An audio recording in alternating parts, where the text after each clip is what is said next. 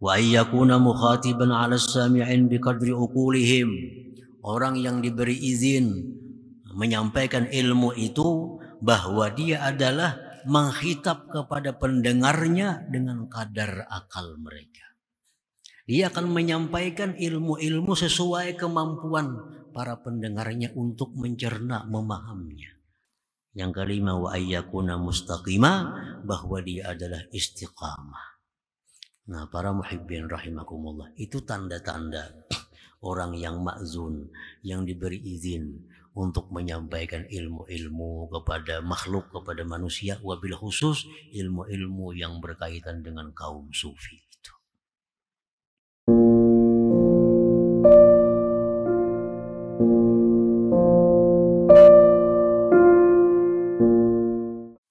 Dari Al-Hikamil Ata'iyah, berkata Imam Ahmad ibnu Athaillah As-Sakandari rahimahullah, nafa'ana bi'ulumih, man udhina lahu fit ta'bir hasunat fi masami'il khalqi ibaratuhu wa julliyat ilaihim isyaratuhu. Yang artinya, man udhina lahu fit ta'bir,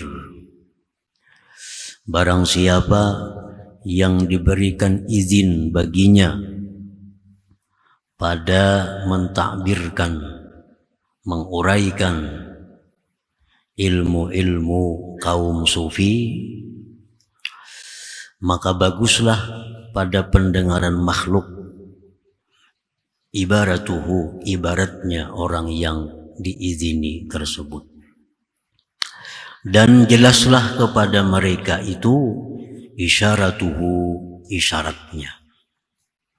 Nah, para muhibbin rahimakumullah, ada perbedaan antara ibarat dengan isyarat. Jadi suatu perkataan yang dimaknai dengan makna yang zahir, makna yang dekat, maka itu disebut ibarat. Apabila perkataan itu dimaknai dengan makna yang batin atau makna yang jauh, namun ada persesuaian dengan makna yang dekat, maka itu disebut adalah isyarat. Sebagai contoh firman Allah Subhanahu wa taala, anzala minas sama'i ma'an fasalat awdiyatum biqadariha. Nah, itu kalau ibarat, maka artinya adalah Allah yang menurunkan dari langit air, maka berisilah lembah-lembah itu dengan kadarnya. Nah, apabila dimaknai seperti itu, maka itu namanya ibarat. Allah yang menurunkan air dari langit, maka air itu berkumpul di suatu lembah, maka seapa besarnya lembah itu, seitulah isinya air. Artinya makin besar sumurnya, makin banyak airnya. Nah, itu ibarat. Adapun isyarat,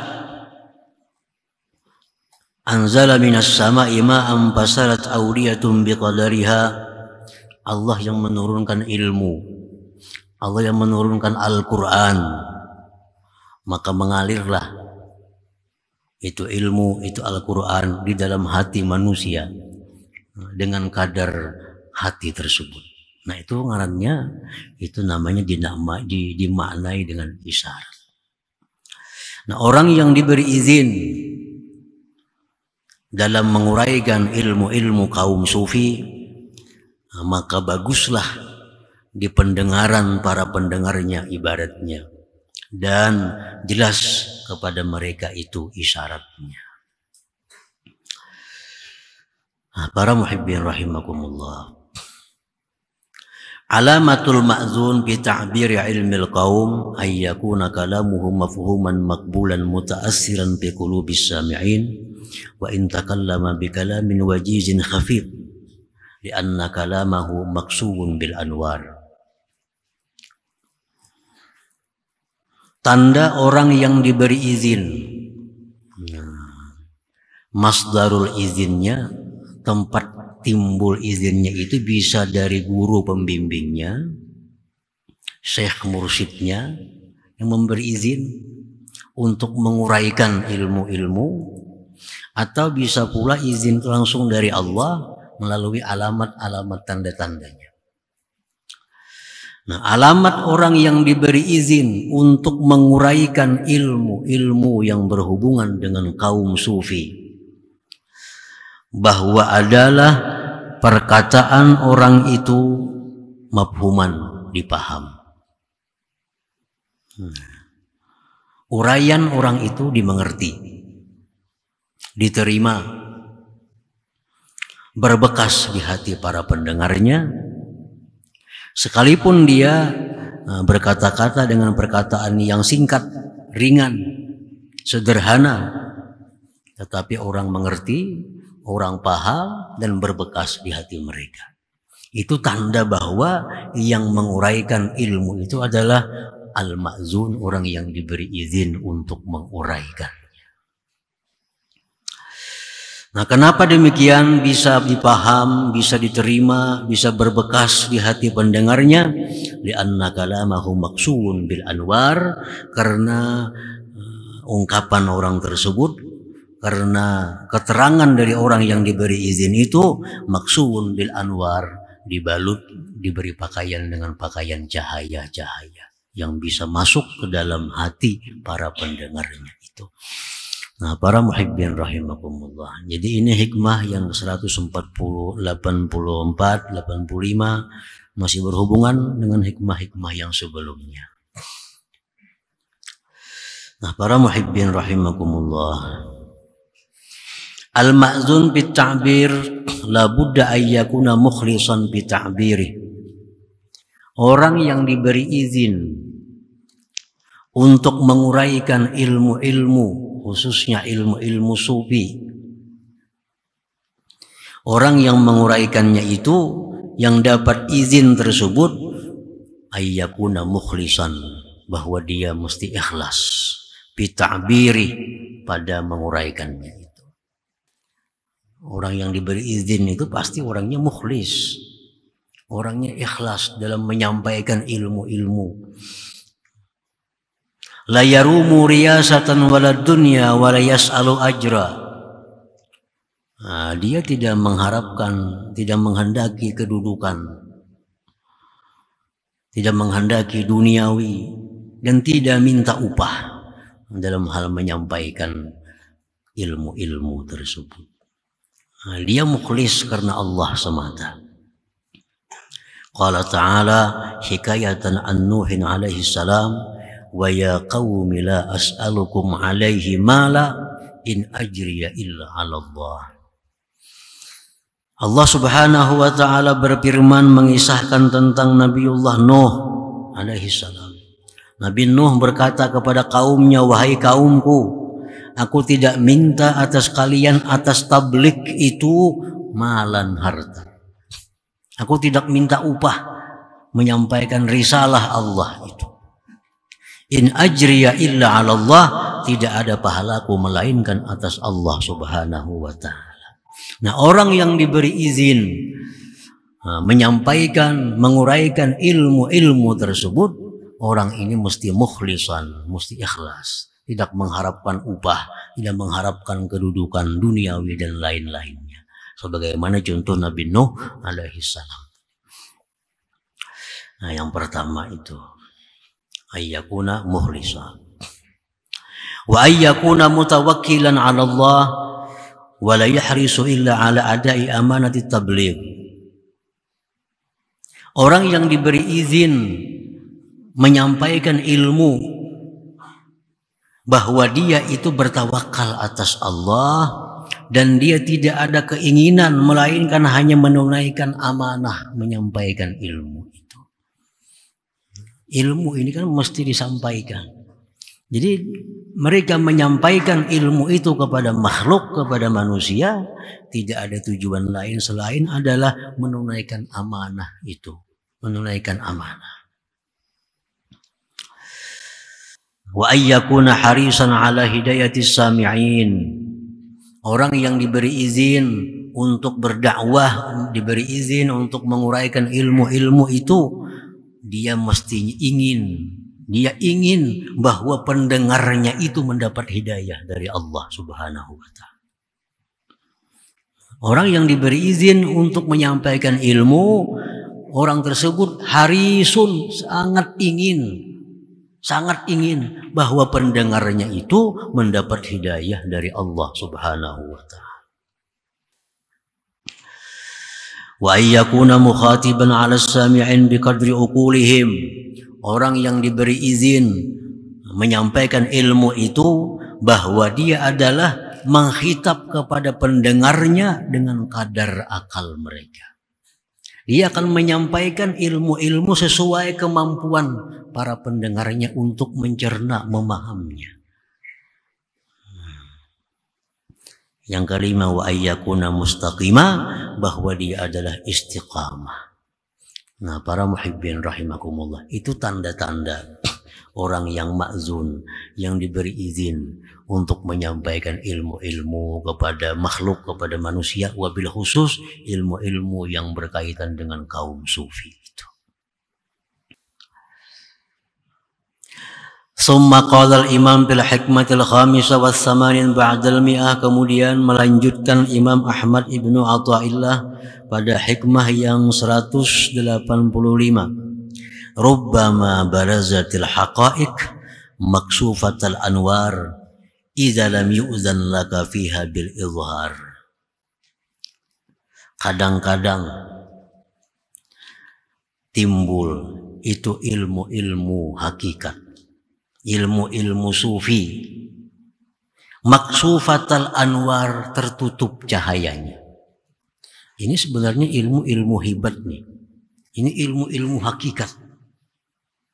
Tetapi ilmu-ilmu itu maksufatal anwar, tertutup cahayanya. Apabila tidak diizinkan bagi engkau pada itu hakikat menyampaikannya. Ilmu sebenarnya bagus. Ilmu ini sebenarnya mulia. Cuma karena disampaikan, diterangkan oleh orang yang tidak dapat izin untuk menerangkan itu, maka akhirnya ilmu ini maksufah, tertutup. Akhirnya disalahpahami. Jadi salah paham. Belajar ilmu yang mestinya mendekatkan diri kepada Allah, belajar ilmu yang mestinya menambah cinta, menambah takut kepada Allah, cuma karena salah dalam penyampaiannya, akibat yang menyampaikan tidak diberi izin menyampaikan itu, akhirnya orang belajar ilmu ini menambah jauh daripada Allah Subhanahu wa Ta'ala. Kitabnya disampaikan itu juga. Cuma yang satu yang menyampaikan dapat izin, sehingga uraiannya itu bercahaya, masuk ke hati pendengarnya, dipaham, berbekas. Yang satu kitabnya itu juga dibaca, tapi yang menyampaikan ini man lam yu'zan, orang yang tidak diberi izin. Nah, lalu pendengarnya akhirnya salah paham dengan ilmu itu, karena maksufatul anwar tertutup cahayanya. Banyak demikian terjadi pada kita. Belajarnya kitab ini, tapi sekali belajar itu kada bersembayangan lagi. Yang belajar Darun Nafis. Kitabnya kitab mulia, ilmunya ilmu mulia. Tapi karena yang menyampaikan ini ghairul ma'zun, yang tidak dapat izin, akhirnya jamaahnya yang dulunya taat kepada Allah jadi jauh kepada Allah. Dulunya rajin sembahyang, kada bersembayangan lagi. Yang satu kitab Darun Nafis juga, tapi gurunya ini ma'zun, yang diberi izin mengajarkan. Akhirnya apa? Nah, para jamaahnya tambah taat kepada Allah, selalu musyahadah kepada Allah. Nah, kitabnya sama. Cuma karena ini ada yang ma'zun menyampaikan, ada yang ghairul ma'zun. Nah, para muhibbin rahimakumullah. Man lam yu'zan lahu fit ta'bir fa kalamuhu zulmah ghairu mafhum wala maqbul wala yata'assaru fi qulubis sami'in. Orang yang tidak diizinkan baginya untuk mentakbir, mengibaratkan, menguraikan ilmu-ilmu sufi. Orang ini kada dapat mandat lagi. Ini mengangkat dirinya seorang. Nah, karena bisa membaca, bisa menerjemahkan, buka belajaran tanpa ada izin. Orang yang tidak diberi izin baginya dalam menguraikan ilmu-ilmu itu, maka perkataan orang itu zulmah, gelap. Maksufah, gerhana itu kan gelap. Zulmah. Ghairu mafhum, kada dipaham. Kada dipaham dan kada diterima, kada berbekas di hatinya. Di hati jamaahnya, pendengarnya. Karena orang ini ghairul ma'zun, kada diizini. Walidzalika qad yatakallamul insan bihikamin wa haqa'iq ma'a fasahatin wa balaghatin wa tazyin, lakinnahu maksufatul anwar laisa bihi halawah wala qabul.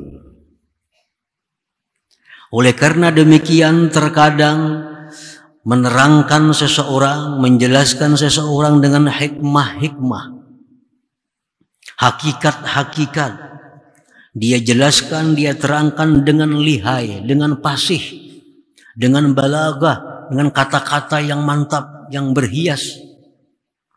Tetapi tertutup cahayanya. Tidak ada pada keterangannya itu manis. Tidak ada diterima. Nah, sababu dzalik, sebab demikian itu adamul izni bit ta'bir, karena orang ini belum ada izin untuk menguraikan ilmu itu. Nah, para muhibbin rahimakumullah, lain kita belajar nahu, saraf, itu kan jadi seorang berizin gak kada kalau bisa lajari ilmu bahasa Arab. Qala artinya berkata, daraba artinya memukul, bisa ajarkan, kada jadi masalah. Tapi kalau urusan ilmu-ilmu seperti ilmu-ilmu sufi, ini orang yang mengajarkan mesti orang yang di bawah bimbingan dari syekhnya, dari gurunya. Nah, kalau sudah dapat izin untuk menyampaikan, nah maka orang inilah yang bisa menyampaikan ilmu tersebut yang bermanfaat dengan jamaahnya. Nah, para muhibbin rahimakumullah. Jadi apabila seorang yang menyampaikan ilmu-ilmu kaum sufi itu sudah ma'zun, sudah diberi izin, maka uraian orang ini sudah dihiasi dengan cahaya. Tinggal lagi yang jadi masalah adalah sami'in, pendengarnya. Tinggal lagi pendengarnya. Karena lampu bagaimanapun terangnya kada akan berguna bagi orang yang buta. Tolong. Berapa watt saja hendak lampu. Kada melihat. Kayak apa aja nyaringnya, sama orangnya tuli kada mendengar. Nah, kayak apa aja haratnya kata-kata orang yang diberi izin menyampaikan ilmu itu, bagaimanapun cahayanya, tapi kalau pendengarnya ini buta tuli, ada artinya. Nah, jadi untuk menerima